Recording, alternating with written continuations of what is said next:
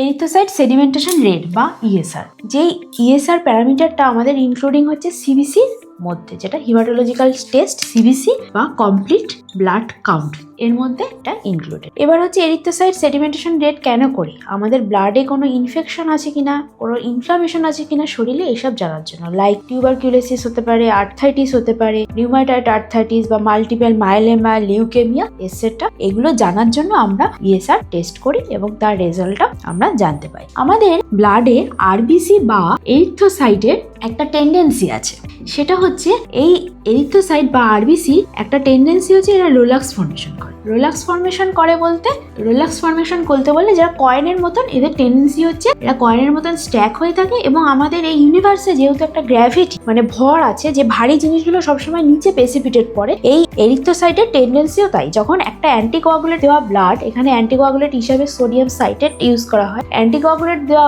Blood যখন আমি ESR টিউবে রাখবো, তাদের টেন্ডেন্সি হচ্ছে এরকম স্ট্যাক ফর্মেশন, ওরা স্ট্যাক ফর্মেশন এরকম কয়েনের মতন স্ট্যাক ফর্মেশন করে যাবে এবং গ্র্যাভিটির কারণে ওরা নিচে প্রেসিপিটেট পড়ে যাবে বা থিতিয়ে পড়বে।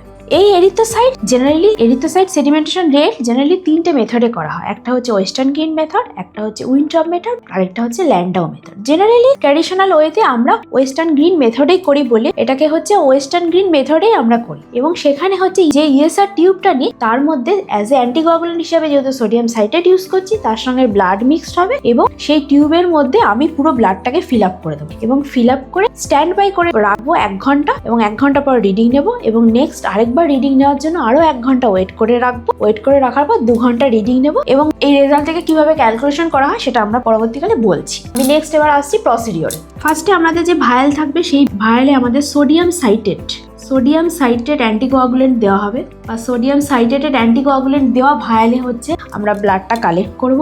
এবং ব্লাডটা সেই কালেক্ট করব যখন আমাদের এখানে স্যাম্পল হিসাবে হোল ব্লাড লাগবে, কারণ হচ্ছে আমাদের এখানে এরিথ্রোসাইট সেডিমেন্টেশন রেট টেস্ট করছি, মানে আমাদের এরিথ্রোসাইট দরকার, মানে আমাদের আরবিসি দরকার। এবং যখনই হোল ব্লাড স্যাম্পল এই কারণেই নেওয়া হবে কারণ আমাদের আরবিসিটাই দরকার হচ্ছে। আমরা এরকম একটা ওয়েস্টার্ন গ্রিন টিউব নেব, কিন্তু অ্যাকচুয়ালি আমি এটা বোঝানোর জন্য টিউবটাকে চওড়া করে আঁকলাম, অ্যাকচুয়ালি টিউবটা অনেক সরু হয়, সেটা ফটোতে দেখিয়ে দেওয়া হচ্ছে। জেনারেলি এরকম 100 থেকে 0 মার্ক অব্দি এটা টিউব নেওয়া হবে এবং যে ব্লাড স্যাম্পলটা অ্যান্টিকোয়াগুলেট দেওয়া যে ব্লাড স্যাম্পলটা নেব, এটা 0 অব্দি মার্ক করা অব্দি টিউবে ফিল আপ করবো। এবং আমাদের উইন্টপ টিউব যেহেতু নিচ্ছি, উইন্টপ টিউব যদি নিই তাহলে উইন্টপ স্ট্যান্ড আছে, ওয়েস্টার্ন গ্রিন টিউব নিলে ওয়েস্টার্ন গ্রিন স্ট্যান্ড আছে, সেই ওয়াইজ এই টিউবগুলো স্ট্যান্ডে স্ট্যাক করা থাকে। এবং 0 অব্দি ফিল আপ করার পর টিউবগুলো আমি স্ট্যান্ডে রাখবো এবং 1 ঘন্টা অব্দি আমি কিন্তু কোনোভাবেই ডিস্টার্ব করবো না, এই টিউবগুলোকে রেখে দেবো। দেন রিডিং নেবো এবং আফটার 1 আওয়ার মানে টোটাল 2 আওয়ার পর আবার আরেকবার রিডিং নেবো এবং রিডিং নিয়ে অ্যাভারেজটা দেখবো কত হয় বাই ক্যালকুলেশনের মাধ্যমে। এবং 1 ঘন্টা পর আমি যখন এখানে 0 অব্দি ব্লাড ভরেছি, কিন্তু যত টাইম যাবে তত দেখবো আমি এখানে প্লাজমা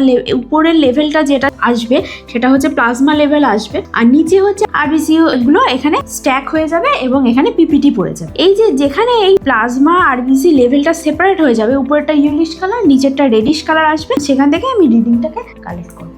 আরেকটা পেশেন্টের কন্ডিশন থাকবে, এক্ষেত্রে পেশেন্টকে 12 থেকে 16 ঘন্টা ফাস্টিং থাকতে হবে এবং বাই ভেন পাংচার করে আমরা ব্লাডটা কালেক্ট করতে পারবো। এরিথ্রোসাইট সেডিমেন্টেশন রেট বা ইএসআর, এরিথ্রোসাইট থাকে কোথায়? আমাদের ব্লাডে। এরিথ্রোসাইট বা আরবিসি, আমাদের ব্লাডে আমরা জানি 3টে সেল থাকে, একটা হচ্ছে আরবিসি, নেক্সট ডব্লিউবিসি এবং প্লেটলেট। এবার এখানে আমরা পড়বো আরবিসি বা এরিথ্রোসাইট কিভাবে কত তাড়াতাড়ি সেডিমেন্ট পড়ে, এখানে আমরা সেটাই মেজার করব। এবং এই যে ইউনিটটা হয়, ইএসআর এর রেট হয়, সেটা মিলিমিটার পার আওয়ার। 1 ঘন্টায় কতগুলো এরিথ্রোসাইট সেডিমেন্ট পড়ে 1 ঘন্টা, সেটাই আমরা এখানে মেজার করব। জেনারেলি যে কোনো ইনফেকশনের ক্ষেত্রে, সেটা টিউবারকিউলোসিস হোক, ফিভার হোক, ম্যালিগনেন্সি হোক, যে কোনো ইনফেকশনের ক্ষেত্রে এই ইএসআর রেট অনেক বেশি হয়। জেনারেলি 5 থেকে 30 millimetre per hour normal range থাকে ইএসআর এর। জেনারেলি যদি আমরা একটা রেজাল্ট পাই যে 1 ঘন্টায় আমাদের ইএসআর রেট হচ্ছে, ফার্স্ট 1 ঘন্টায় যদি 1 আওয়ারে আমি ইএসআর এর রিডিং নিই, সাপোজ আমি ধরলাম 12 মিলিমিটার পার আওয়ার, এবং নেক্সট ঘন্টায় আমি ইএসআর এর রেট ধরলাম 25 মিলিমিটার পার আওয়ার, তাহলে এই দুটোর আমাকে অ্যাভারেজ ক্যালকুলেশন করতে হবে। এবার কিভাবে আমি ক্যালকুলেশন করব এবং কি রেজাল্ট আসবে সেটাই হচ্ছে, এখানে একটা ফর্মুলা আছে, সেই ফর্মুলাটা বলে দিচ্ছি। এখানে আমরা মিলিমিটার পার আওয়ার এই ইউনিট হিসাবে ইএসআরটা বার করবো। তাই ফার্স্ট রিডিং এ যদি আমরা এটা 12 পেয়ে থাকি এবং সেকেন্ড রিডিং এ যদি এটা আমরা 25 থাকি, তাহলে এখানে অ্যাভারেজ এই হিসাবে ক্যালকুলেশন হবে। ফার্স্ট রিডিং আমরা কি বের করি, এখানে 12 দেবো। সেকেন্ড রিডিং মানে 2 ঘন্টার পর কতটুকু ESR হলো সেটা ধরো, সাপোজ ধরছি আমি 25 হলো, তাহলে বাই 2 এই কারণে করছি কারণ হচ্ছে 1 ঘন্টায় আমার কতটা আসছে সেটাই আমি বার করব, এবং এই 1 ঘন্টা এখানে বার করছি এবং এই 12 মিলিমিটার পার আওয়ারটা আরেক 1 ঘন্টা পাচ্ছি, মানে 2 ঘন্টা পাচ্ছি, কিন্তু আমাকে বার করতে হবে 1 ঘন্টায় কতটা ESR, তাই এখানে হচ্ছে বাই 2 মিলিমিটার পার আওয়ার। এই পুরোটাই যদি আমি ক্যালকুলেশন করি 25/12 হচ্ছে 12.5 বাই 2, তাহলে এই হিসাবে আসছে আমার মিলিমিটার পার আওয়ার, আমার ক্যালকুলেশন করে আসছে 12.25 মিলিমিটার পার আওয়ার। এটাই হচ্ছে আমার এই যে আমি যে স্যাম্পেল পেয়েছি এই স্যাম্পেলের ক্ষেত্রে তার ESR হচ্ছে 12.25, এক্ষেত্রে ESR আমার নর্মাল আছে।